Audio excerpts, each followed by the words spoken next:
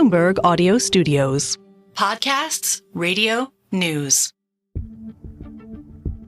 Gambling on sports is now legal in almost 40 states in the U.S. The Supreme Court paved the way for this in 2018. And since then, betting has become a big business. Football is Americans' favorite sport to watch, and it has been by a wide margin for more than half a century now. On Thanksgiving in 2023, more than 34 million people on average tuned into the NFL's 3 games. That was a record-breaking audience.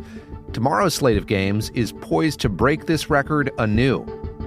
In recent years, the National Football League has gone all in on gambling, on broadcasts, in stadiums, and online. Jason Kelly, who hosts the Bloomberg podcast The Deal with Alex Rodriguez, says the NFL's embrace of betting and fantasy football is having a huge impact on the game. What is so interesting is it's changed the economics for literally everyone involved. It's a boon for the league and for sports betting sites. Many fans are following the game in a new way. Pre-game shows have shifted their focus. They're about odds as much as wins and losses. And Jason says sports betting has changed the game itself in many ways, and what life is like for players. They're the product. They're the product that's being bet on, week after week, day by day, and in minutia that they probably never could have imagined was happening. And that, Jason says, is both a blessing and a curse. On the one hand, there's this massive opportunity for more revenue and more attention. On the other side, there's a dark side that we know about to sports betting, which can be very personal and potentially dangerous. Jason says he wanted to hear from pro football players themselves about this moment of transition to get a sense of how they feel being at the center of this new industry. So he sat down with several athletes who are trying to figure out where there's opportunity, what they can do, and what they can't. River Craycraft is a veteran wide receiver for the Miami Dolphins. It has struck fear into me. When it comes to sports betting, I don't fully know the ins and outs of what I am and what I am not allowed to do. I'm David Gura, and this is The Big Take from Bloomberg News. Today on the show, how the normalization of betting culture is impacting pro football and the athletes who play it. Bloomberg's Jason Kelly knew he wanted to hear from a range of NFL players about the impact sports betting is having on professional football. So he reached out to some who are newly pro, others who are mid-career, who have played for 2 or 3 teams, and a player who's recently retired. But Jason says, lining them up wasn't easy. Well, what's interesting, David, is not everybody wanted to talk about this. In fact, there were a bunch of players and reps that I called who are like, yeah, my guy's not going to go anywhere near talking about sports betting. What makes this a sensitive subject is how much is at stake. One misstep, and an NFL player could be suspended. The basics are, if you're an NFL player, if you're an active NFL player or associated with an NFL team, you cannot bet on football. You certainly can't bet on your own team, full stop. And so they're hyper aware of what they can and can't say, and what they can say is actually very limited. One of the people we interviewed, River Craycraft, who's a wide receiver for the Dolphins, was talking about sort of the written rules and the unwritten rules. The written rules are very clear. Some of the things around gambling are you don't want to do it in the facility, you don't want to do it at any team functions or anywhere. Basically, that includes the NFL. For example, being at your house by yourself would be a place that you could do it. So those are some of the written rules versus the unwritten rules, which is kind of like speaking out on so-and-so is going to do this week to the media, perhaps. Jason says the growth of sports betting is making life tricky for pro players like Craycraft. It's posing all kinds of new challenges. He's getting text messages and calls, and he sort of has to say to people, it's like, come on, man. I have friends all the time who will reach out who are placing bets and stuff and asking me questions about, who's scoring this week and who's scoring that week. And like I said, I'm so scared I can't respond to these guys. And some of these guys are my best friends, and I just got to tell them, like, hey, you know the deal. Jason also spoke with Julius Thomas, a recently retired all-pro tight end who played for the Denver Broncos, the Jacksonville Jaguars, and the Miami Dolphins.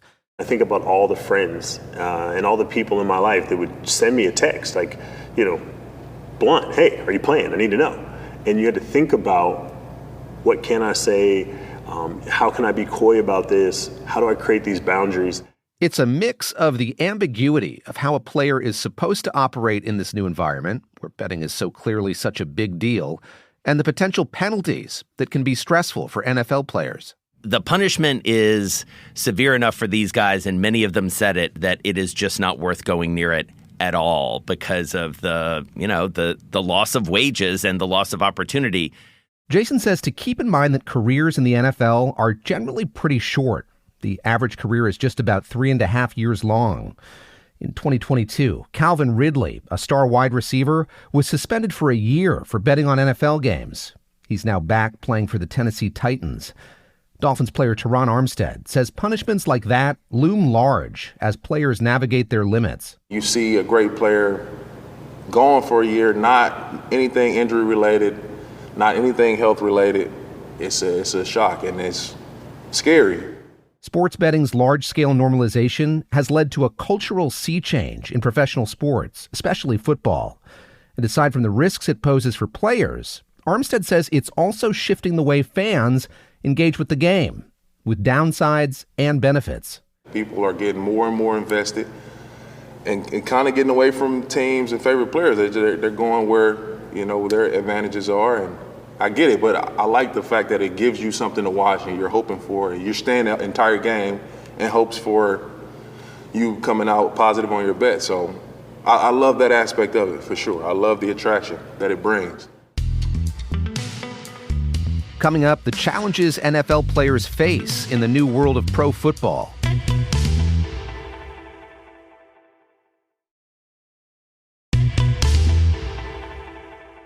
Julius Thomas was a tight end who played for the Denver Broncos and the Jacksonville Jaguars. He moved to the Miami Dolphins before he retired in 2018.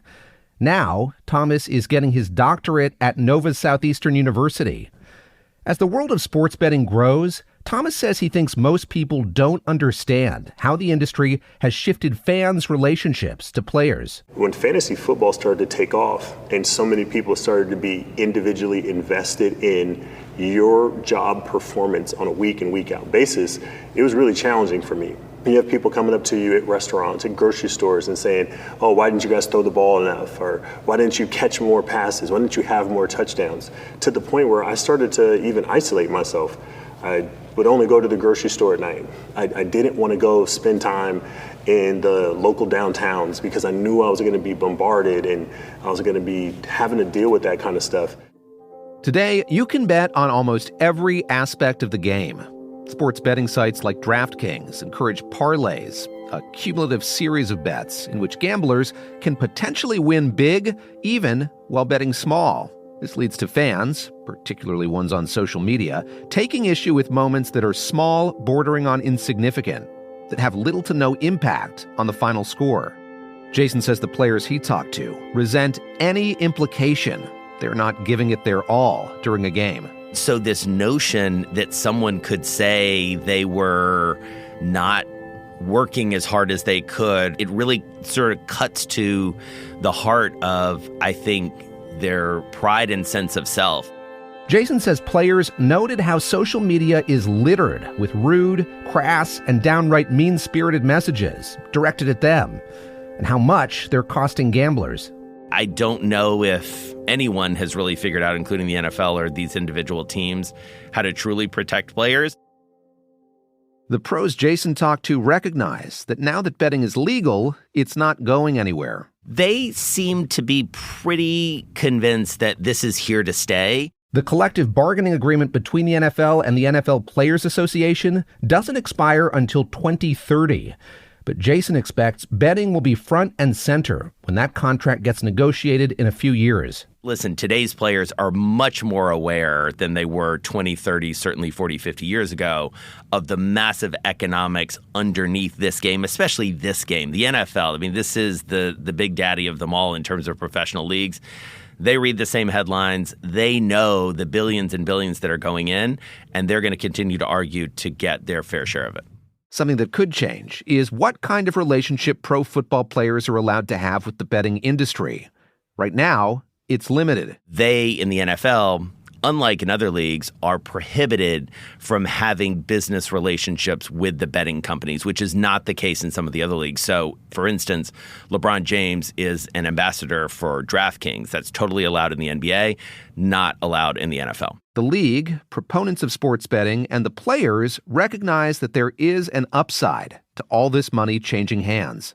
One of the things that is very clear about what betting has done, betting and fantasy have done, is it has raised the level of interest in games that you or I, as a fan of a certain team, might not have been interested in before. But the notion of fandom is changing as a result.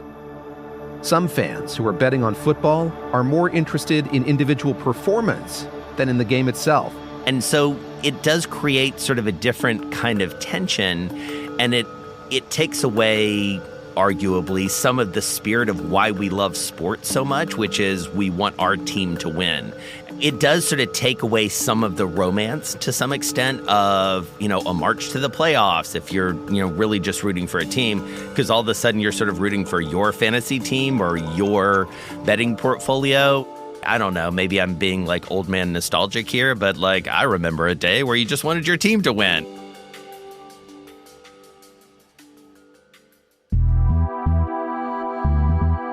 Thanks for listening to The Big Take from Bloomberg News. I'm David Gura. This episode was produced by Alex Segura, who also mixed it. It was edited by Stacey Vanek Smith and Aaron Edwards. It was fact-checked by Adriana Tapia. Naomi Shavin is our senior producer. Elizabeth Ponso is our senior editor. Nicole Beamsterboer is our executive producer. Sage Bauman is Bloomberg's head of podcasts. Please follow and review The Big Take wherever you listen to podcasts. It helps new listeners find the show. We'll be back tomorrow.